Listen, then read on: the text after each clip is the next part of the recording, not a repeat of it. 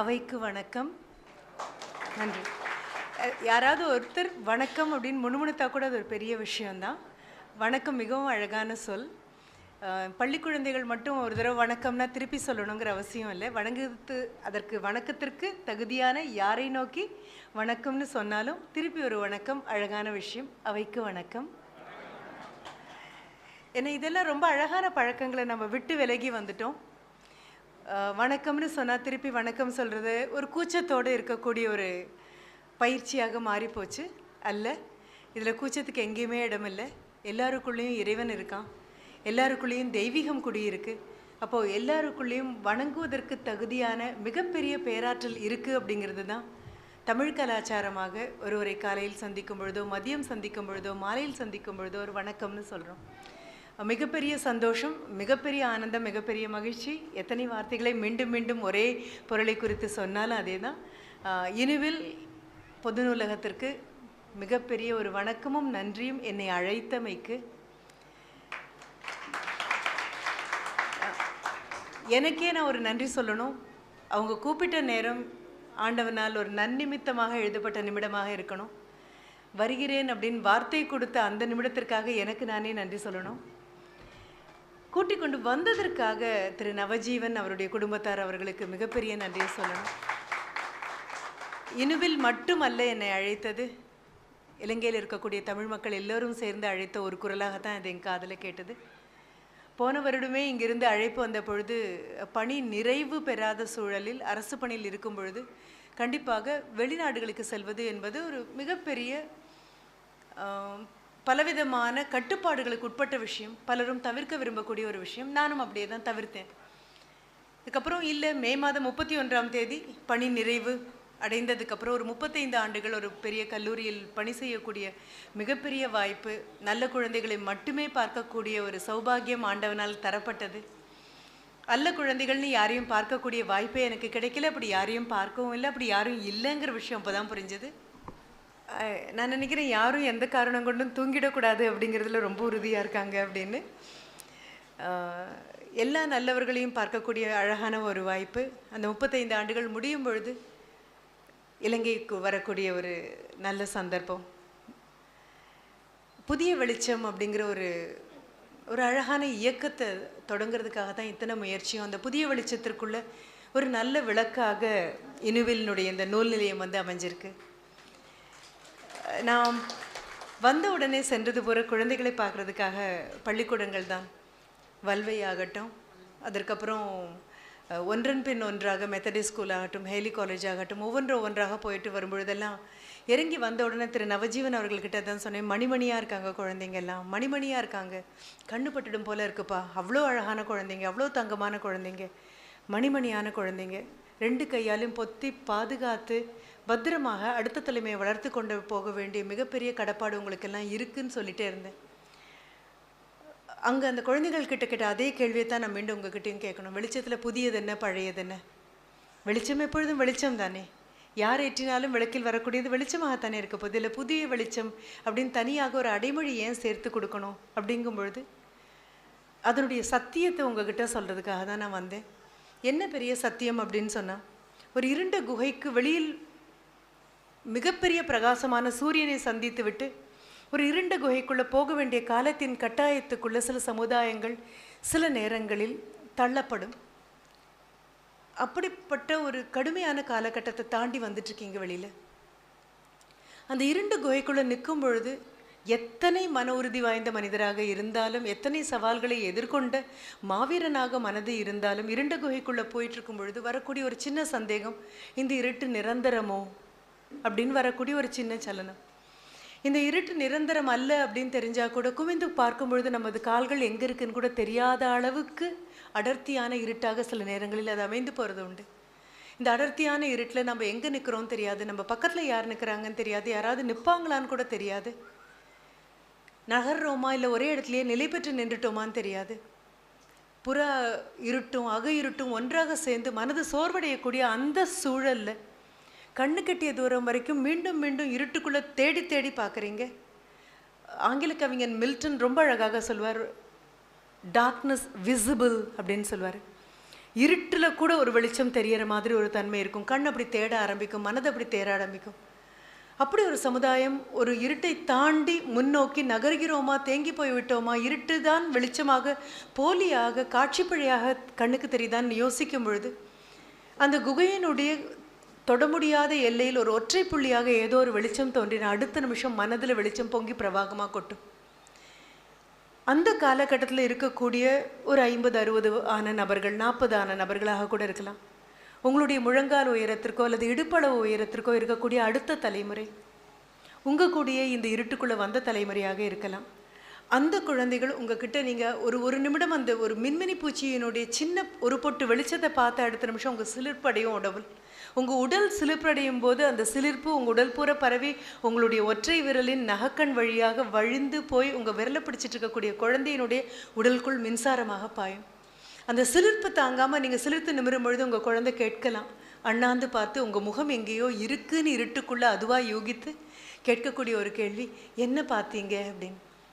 வெளிச்சம் அப்படின்னு சொன்னீங்கன்னா குழந்தை அப்படின்னா என்னன்னு ஒரு கேள்வி கேட்டால் நிறைய விதமாக பதில் சொல்லலாம். ஒன்று, குழந்தை பார்க்கவே இல்லை இதுவரை ஒரு வெளிச்சத்தை, அதனால் வெளிச்சம்னு ஒன்று இல்லவே இல்லை அப்படின்னு நம்மளுடைய அவநம்பிக்கையை அடுத்த தலைமுறைக்கு கொண்டு போகலாம். இல்லை, வெளிச்சம் மாதிரி ஏதோ ஒன்று கற்பனை செய்து இதுதான் வெளிச்சம்னாலும் குழந்தைக்கு தெரிய போகிறதில்ல. மூன்றாவது, நீங்கள் எல்லாரும் செய்து கொண்டு இருக்கக்கூடியது, செய்ய தொடங்கலைன்னா கண்டிப்பாக செய்ய வேண்டியது. இல்லை, நாங்கள் செய்ய தொடங்கி எத்தனை நாள் ஆச்சு அப்படின்னா அது எல்லாருடைய ஆரோக்கியத்தோடையும் மன வலுவோடையும் தொடர்ந்து செய்ய வேண்டிய விஷயம். குனிந்து உங்கள் முழங்கால் அளவோ இடுப்பளவோ இருக்கக்கூடிய அடுத்த தலைமுறையை தூக்கி தோளில் வைக்க முடிஞ்சு அப்பவும் தெரியலன்னா உங்கள் தலையில் வச்சு அந்த குகையின் இருட்டை தாண்டி அங்கே தெரியக்கூடிய அந்த ஒற்றை புள்ளி வெளிச்சத்தை காமிச்சு, அதற்கு பேர் தான் வெளிச்சம். மெல்ல வெல்ல வா போகலாம், இது நீங்கள் பண்ணணும். இந்த மெல்ல மெல்ல வா போகலாம் அப்படின்னு சொல்லும் பொழுது நம்மள அறியாமல் கால் நடக்க ஆரம்பிக்கும். ஏன்னா நம்ம மேலே உட்காந்துட்டு இருக்கக்கூடியது குழந்தை. அடுத்த தலைமுறை பக்கத்தில் வர வர வர உங்களுக்கு தோணும், தொலைதூரத்தினால ஒரு சூரியன் கூட பிஞ்சு மாதிரி தெரிஞ்சதாக தோணும். இல்லைன்னா பாரதி சொல்கிற மாதிரி ஒரு அக்னி குஞ்சை நீங்கள் அங்கே பார்த்துருக்கலாம். இதுதான் புதிய வெளிச்சம். வெளிச்சத்தில் புதுமையும் முதுமையும் கிடையாது. வெளிச்சத்தில் இளமையும் அதனுடைய பழகி வந்ததும் எதுவும் கிடையாது. வெளிச்சம் அல்ல, இப்பொழுது கண்களில் இருக்கக்கூடிய பார்வையும் அது பார்க்கக்கூடிய விதமும் உங்களுடைய அணுகுமுறையில் தான் புதிய வெளிச்சம். இதைத்தான் ஒரு பெரிய ஒரு இயக்கமாக கொண்டு வரணும் அப்படின்னு சொல்லி திரு நவஜீவன் விரும்ப, ஒரு ஆசிரியராக நீங்கள் என்னை பற்றி எவ்வளவு நீளம் படித்தாலும் எத்தனை மணி நேரம் படித்தாலும் மீண்டும் மீண்டும் நான் என்னை அறிமுகப்படுத்திக் கொள்வது ஒரு ஆசிரியர், அவ்வளவே தான். ஒரு ஆசிரியருக்குன்னு பல கடமைகள் இருக்குது. அந்த பல கடமைகளை பலவிதமாக செஞ்சுட்டு வரும், எல்லாரும் செஞ்சுட்டு வரும். சில பேர் செய்கிறது தெரியும், சில பேர் செய்கிறது தெரியாது, அவ்வளவே தான். இப்போ ஒரு ஆசிரியராக என்னால் என்ன பண்ண முடியும்? எல்லாருக்கும் ஒரு தொப்புள் கொடி பந்தம் இருக்குது, நம்ம அத்தனை பேருக்கும். மொழி ரீதியாக அம்மாவின் வயிற்றிலிருந்து பிறந்ததுக்கப்புறம் மருத்துவ உதவியாக நின்ன அந்த தாதிப்பெண் அறுத்து வீசினாலும் முயற்சி செய்தாலும் இனி எத்தனை தலைமுறை ஆனாலும் அறுத்து வீச முடியாத உங்களுக்கும் எனக்கும் ஒரு தொப்புள் கொடி பந்தம், மொழி சார்ந்த ஒரு பந்தம் இருக்குது. தமிழ்த்தாயினுடைய வயத்தில் அவளுடைய கர்ப்பத்தில் ஒன்றா உட்காந்து வந்திருக்கோம். நம்ம அத்தனை பேரும் ஒன்றா வந்திருக்கோம். உணர்வு ரீதியாக, நம்மளுடைய எண்ணங்கள் ரீதியாக. 2000 அப்படிங்கிறது ஏதோ ஒரு குத்து மதிப்பில் போட்ட கணக்கு தானே தவிர 2000க்கு முன்னால் 2500 கூட ஆயிருக்கும் ஒரு வள்ளுவன்கிற முப்பாட்டன் வந்து உட்காந்துருந்து. இப்போ அந்த முப்பாட்டனுடைய மடியில் உட்காந்துருக்கக்கூடிய நபர்கள் நாமெல்லாம்.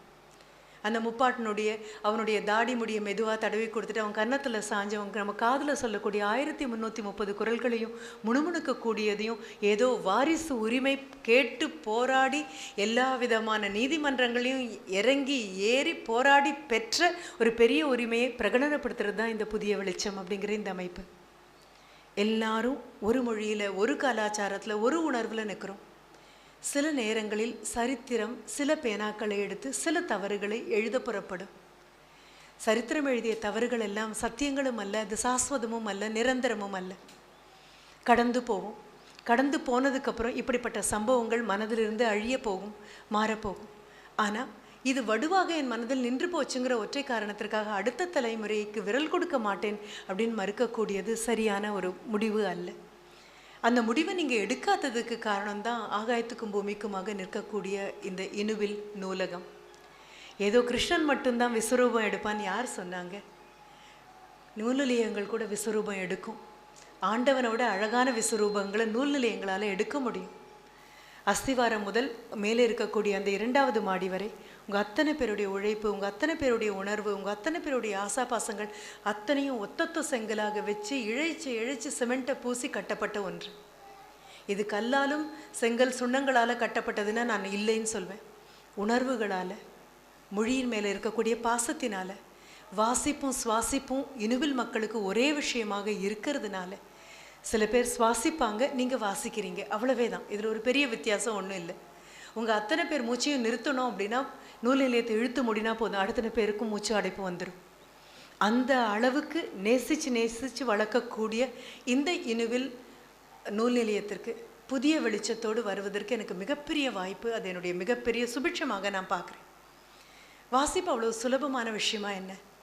சாதாரணமாக சொல்வோம், எந்த நாட்டில் தான் உயிரோடு இருந்து தான் நடக்கூடிய இந்த விதை முளைத்து மரமாகி கனிகள் தந்து அந்த கனிகளை தான் சுவைப்போம் என்பது கண்டிப்பாக நடக்காத விஷயம் என்று தெரிந்தும் 90 வயது 95 வயது ஆன ஒரு முதியவர் சாலையோரங்களில் பார்த்து பார்த்து மரங்களை நடுகிறாரோ அந்த நாடு முன்னேறும் அப்படின்னு சொல்லுவோம்.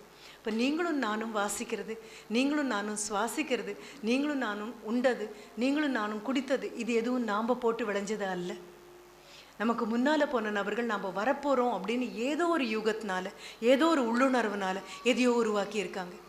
அது 1947 இருக்கலாம், 37 இருக்கலாம், 57 இருக்கலாம், அதை பற்றி கவலை இல்லை.